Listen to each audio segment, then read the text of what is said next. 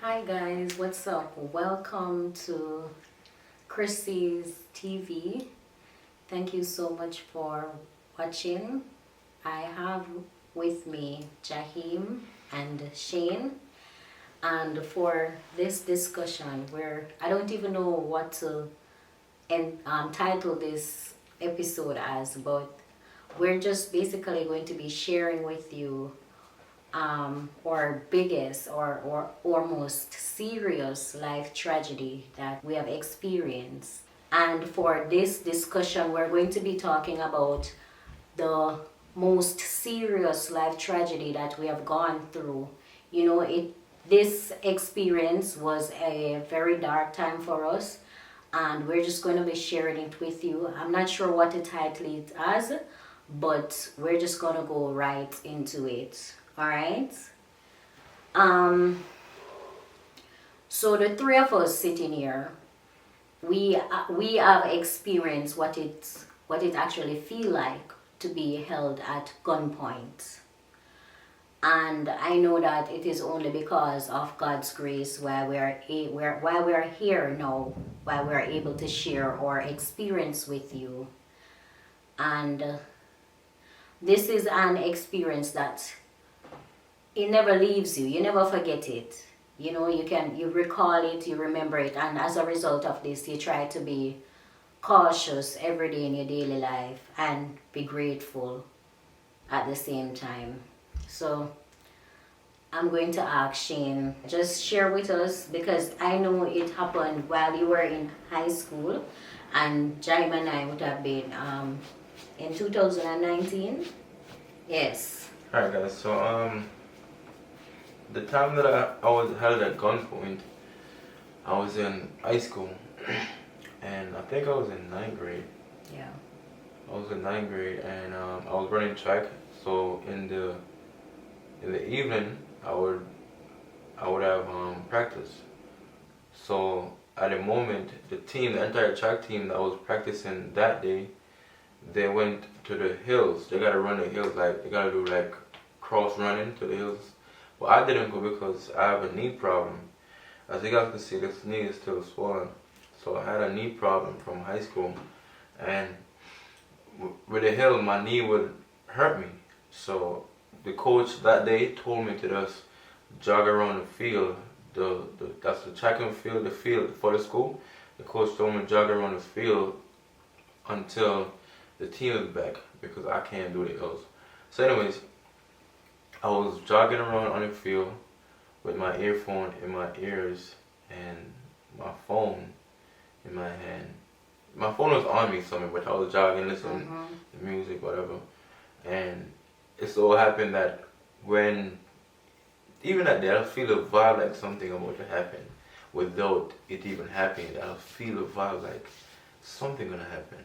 But anyways, while I was jogging on the field, couple minutes later, like jogging, when the song I was listening to stopped, I was in the same spot where these guys was calling me. So, I'm thinking to somebody, because this is like a wall. Right. It's like a wall there around the field that's fenced around the wall that separate the houses. And I don't know what's behind the wall. I don't know if people live there and stuff like that. It separates the school field from the people's house, district. from the district itself. Right.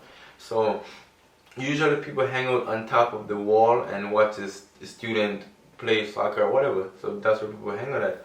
So anyways, that day when I was jogging and the song had stopped, I heard somebody call me like, hey, come here. Like, yo, come here.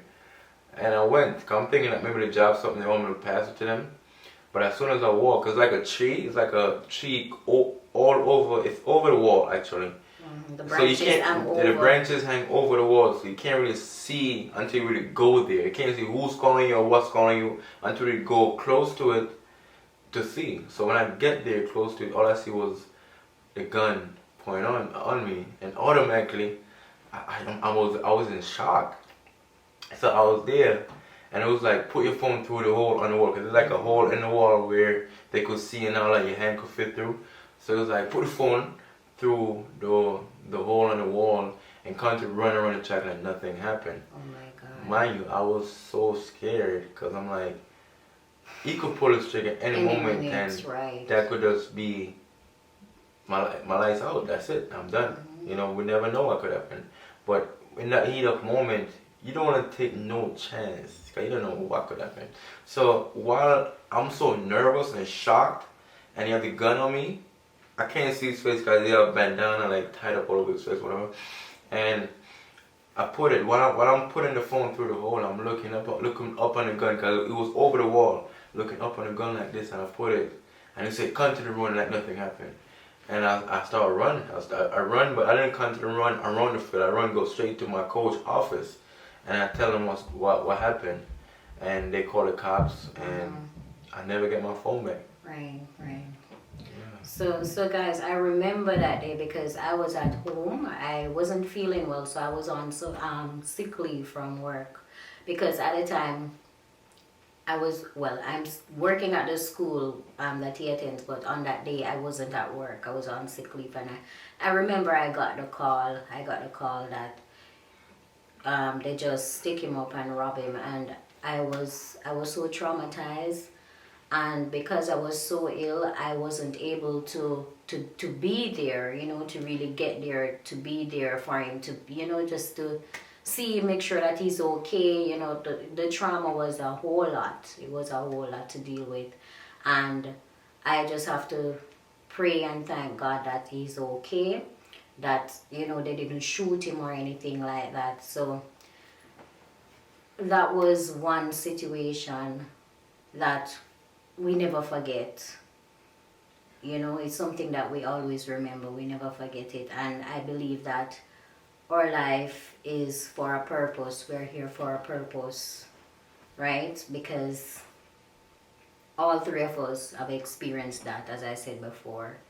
So now we're going to share the experience that Jaime and I had. So I remember it was January 2019. I'm not sure of the exact date. You remember the exact date? I think it was on Wednesday. It was a Wednesday, yes. It was a Wednesday. I know it was a Wednesday, but I don't recall the exact date. And I remember that day I left my phone at home. I was rushing out because I was late for work, so I ended up leaving my phone at home. And I went to work, got back around after 6 going to 7, thereabout. And I remember when I got back, Jaime and one of his friends was on the outside on the wall talking, you know. And I went inside, do my usual shower in the room, put on my clothes, get dressed, and was about to relax, you know, to watch TV and everything. Jaime came on the inside playing his game because it was pretty early, yeah. Mm-hmm. It was pretty early, around after 7. Yeah, going to 8. Yes, around after 7, going to 8. And the place wasn't, we didn't fully locked up the house. The house wasn't fully locked up. We put one lock on the grill, and the door wasn't locked with a lock. It was just pulled up. And I remember I'm in my room, and next thing I know, I see Jaime coming into my room with a young man who is fully masked. All I could see was his hand and a gun on Jaime. And they were in my room. And immediately I'm like, what is happening here? It's like in an instant, they say, you could say I turned fool into an instant. Because I'm like, what is this? I was confused, you know, like, what is happening? Where do you have the gun on Jaime? In his back? His side. Oh. They have the gun at his side. And I remember they said, I remember I said aloud, then God, I really saw my life ago. That's what I said aloud. And the young man said, Miss, me not hurt you, me not rape you, me just want money. Just want money and gold. I don't remember what happened, but you left the room. They took you out of the room. Yeah, because them they don't want go through the back. so that would have been the escape route. So And the back was locked, right? yeah, so them say if I show them the back door, open me back door, so basically that would have been them escape route. So them after them get with them on, them would have run through the back. So that's why they took me out and bring me to the back. Yeah, and by the way, it was two of them. But I only saw one. Because they entered from the living room and I was in my bedroom. So one came in the bedroom and the other one was in... At first, he stayed on the outside. Yeah. So I was saying to myself, then God I really saw my life ago, and he mentioned it's not gonna hurt me, not gonna rape me, just want money and gold. And I'm telling you guys, I don't usually have money in my house. I don't. Because first thing to mention, I don't have money, much less to store it in my house. And I have to say, it was the grace of God. I had just gotten a partner draw. And everything was one place. And I was thinking to myself, I was saying, I don't have any money. Not even Giant knew that I had that money. And I recall, before getting the partner draw, I recall saying to my friend that the minute I get this money, I am going to put it in my bank account. But I didn't get the chance to go to the bank at the same time to put it in the account. Not even a drink I didn't buy out of that money for myself. And they came and said they want the money, and I was saying, I don't have any money. And they want gold, and I don't wear gold. I wear fashion jewelry. So I showed them my fashion jewelry and said, listen, I don't wear gold. You know, these are just fashion jewelry that I wear. And start digging up the place, and the money was in one of my drawer. And I threw the money. And because I was thinking to myself, I don't want to be saying I don't have any money and then they dig up and find the money and cause harm to us. So I gave them the money. And then the next thing you know, they took our cell phones. I remember Jaime even had to write down password for his phone, give them. And they took the money, took the phone, and they had the gun pointing on us. And the young man stepped out of the room. By now I was down on the floor. Saying, thank you God, thank you for grace, thank you for mercy. I was repeating that, thank you God, thank you for grace, thank you for mercy. And you did say that he came back in the room, right? You want to tell him? Alright, so I'm gonna go from the start. So I should say it was pretty early, just after 7 going to 8. And normally we live on a scheme, right? That's where a lot of houses is. So normally the scheme would be lively, people walking up and down. But for some reason that night the scheme was completely dead, dead. There's no one on the road, nothing. So anyways, as I said, it was pretty early. I was playing the game and the TV was a bit loud, because if the TV was not a bit loud, probably I would hear the grill, because what they did is, alright, it's a big grill which can hold like 3 locks, but there was only 1 lock on the top. So what they did was pry out the bottom part of the grill and catch it with a block. It's like a big stone to make way inside. So while I was playing the game, I wasn't aware of none of this.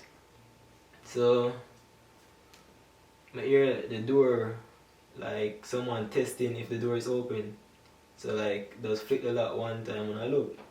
Then I didn't see anything, but I continued playing the game. Then all I see was the door open and this guy in fully masked up with a gun pointed at me and said, where your parents are, who you live with, if none of my parents are police or anything like that. At the moment, I was not scared because it happened so fast. I was like, I think it's a joke. I think I don't know, I think one of my friends was playing a joke on me or something, because I never really see myself being in that situation. But anyways, him come, grab me up, put the gun at my side and say, him want gold and money or something like that, and ask where my parents them there and all of that. So same time him bring me to Crystal room where she was, and yeah, that happened. And then all of what she said happened after. So afterwards, when he came back into the room while she was asking God and telling God thanks and for life and so forth, and asking God to guide us and all of that, he came back in the room. At that moment, I was just there looking at shock. him. Like, not really say in shock, but like, me literally, like, me never feel nothing. Like, me literally not feel nothing. Me just look and I wait to see what I got. Because when him get the money and everything, them took 2 laptops, my game, 2 phone, the money and everything. After I get everything and packed it up in my school bag. Your 2 school bags. Yeah, my 2 school bag and everything. He came back in the room and she was kneeling on the floor. I'm not sure. You was looking at him? No, I was praying. Praying. She was praying, so she wasn't looking up or anything. But I was just there looking, and he came back. He pointed the gun at me, and in this moment, I thought he was going to shoot. But as I said, I literally my body was just numb. I didn't feel nothing. I wasn't really scared or anything. I was just numb, and I was just there waiting to see what's going to happen. So eventually, he left, and went through the back and over the wall and fired 2 to 3 shots. Yeah, and that was the moment where I was telling her, so come, let's go out now. And she said, suppose them still out. And I said, no, them gone because hear them fire shot there. So I saw me bring her out the house, and when we reached the veranda with the grill, we realized how they came in. And a couple minutes after trying to remove the block from the grill, we saw one of our neighbors was driving in, and we called for help, and he helped us remove the block, and afterwards we notified the police and everything. And guys, this is the worst part about it. My sister lives across the road, so when we came out the house, we went straight over her house, and she said, "Uno not hear the shot them with fire." She said she just text my phone and I asked if we not hear the shot them with fire. And I said to her, they just robbed us.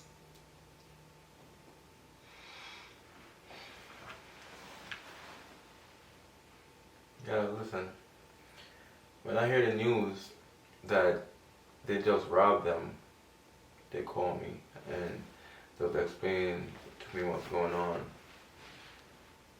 Just that protective instinct in me, it had me going crazy because I wasn't there.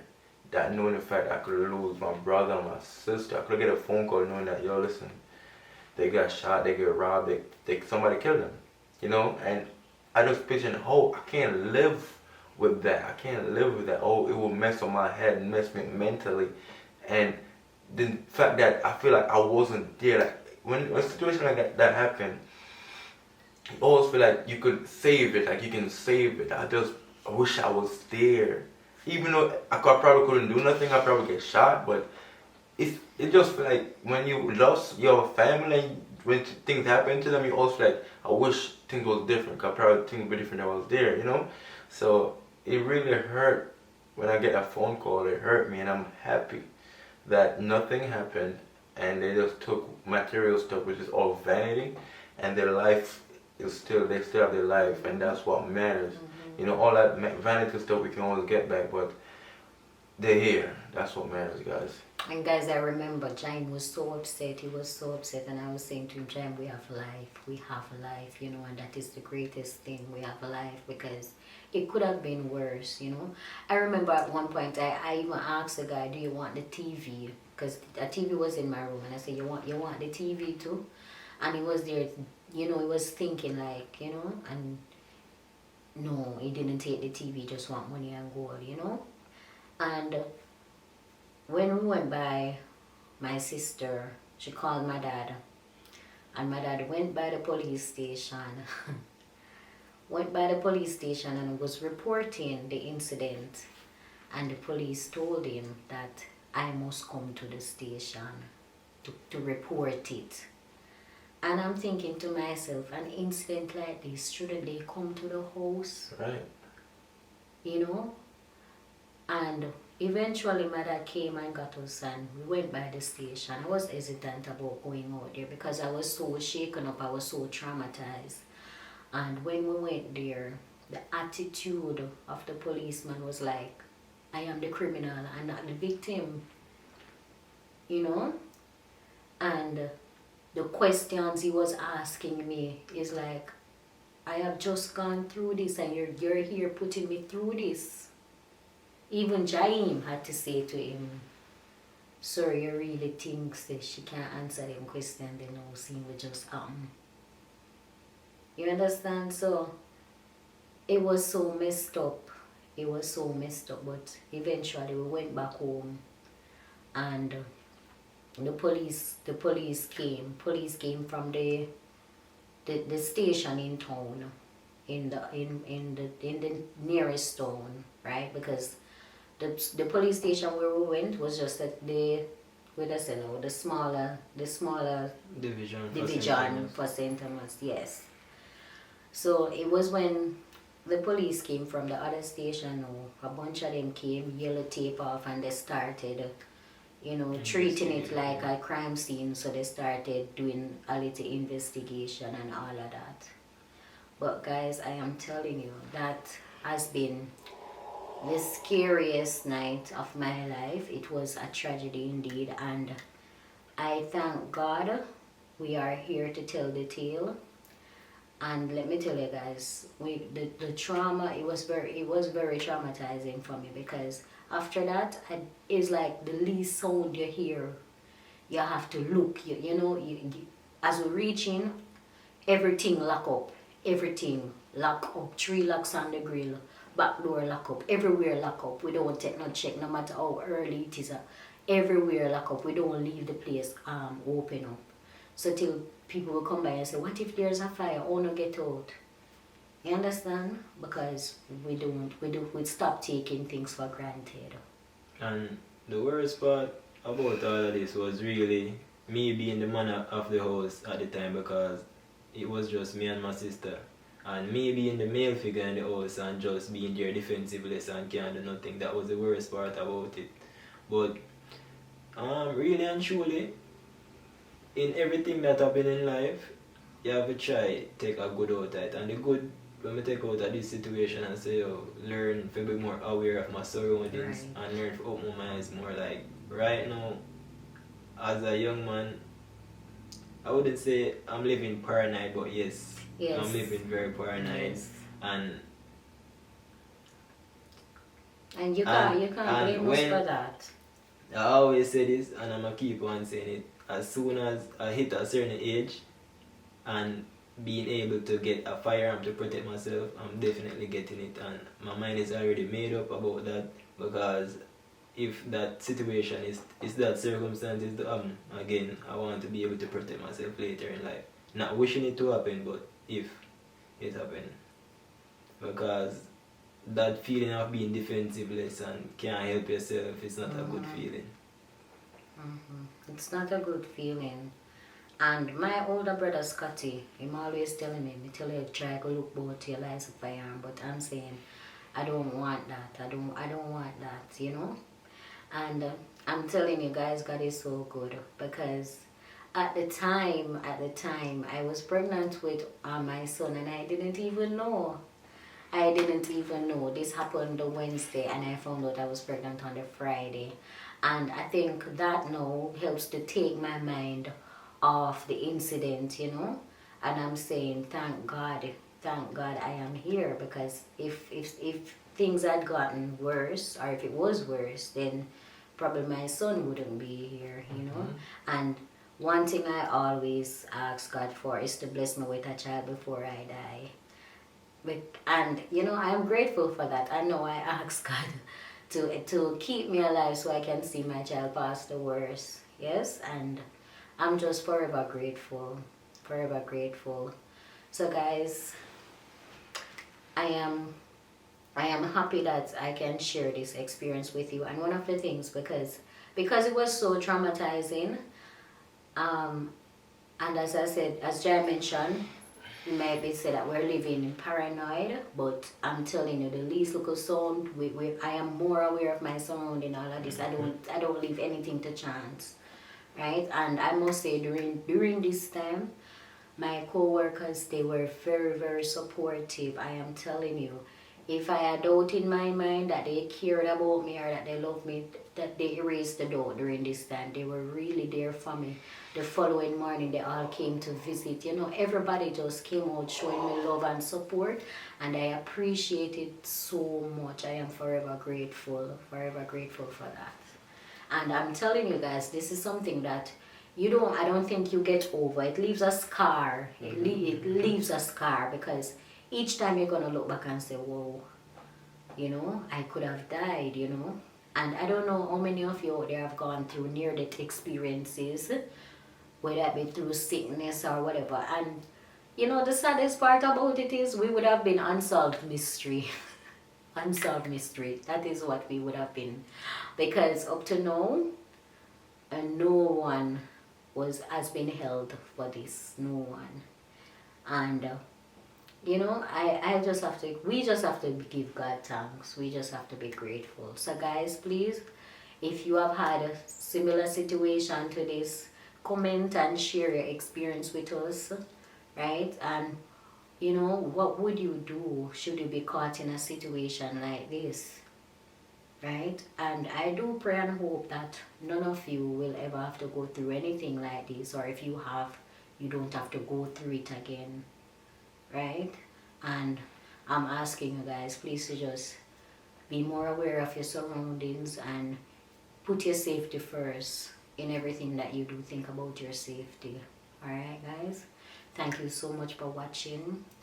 Thank you so much for subscribing. Please remember to check out Jaim TV and Shane YouTube channel as well, Shane and Liana, right? So guys, stay safe, and we're out. Peace out, guys.